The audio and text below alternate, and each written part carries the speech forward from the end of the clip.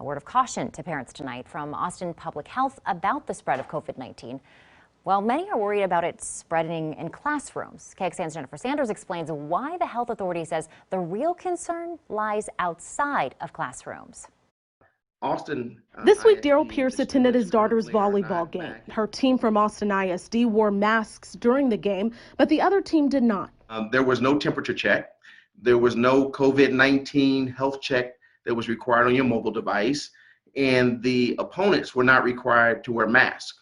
UIL guidelines require everyone at a game to wear face coverings, except if you are practicing or playing. Some districts, though, have added stricter rules that Pierce feels should actually be standard for all sports and when playing schools from other districts. And the lack of consistency in protocols from top to bottom, I think, sets us up for potentially to have greater risk exposure that could better be managed by ensuring that we're all on the same page. Fortunately, moms like Elena Foradori haven't had any issues ahead of the football season as they are taking extra precautions before district play. The boys are all wearing face masks when they're not actively exercising.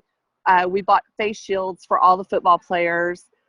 We have tons of sanitizer. Austin Public Health says high school students have a COVID-19 positivity rate of 14%, triple the community rate. Local case investigations show that the transmission is not happening in classrooms, but during extracurricular activities like sports and band. We also recommend that those children, if they're going to be active in those programs, mask and social distance at home to protect the rest of the household. In Austin, Jennifer Sanders, KXAN News. Austin Public Health reports new cases have increased over the past 2 weeks. The highest positivity rate is among 10 to 19-year-olds and 20 to 29-year-olds. The current data shows 4 dozen cases in Travis County schools. As of last Friday, there was 1 active cluster at a school in the county. It consists of 3 cases.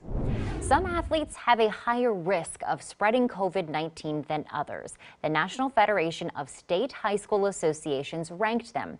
Under those guidelines, wrestling, football, boys lacrosse, competitive cheer, and dance are all listed as higher risk. That's because they involve close contact between participants. Sports with intermittent close contact have a moderate risk. That includes sports like basketball, volleyball, baseball, softball, soccer, and gymnastics. Sports that can be done individually or with social distancing are considered lower risk. That includes sports like running, individual swimming, and golf.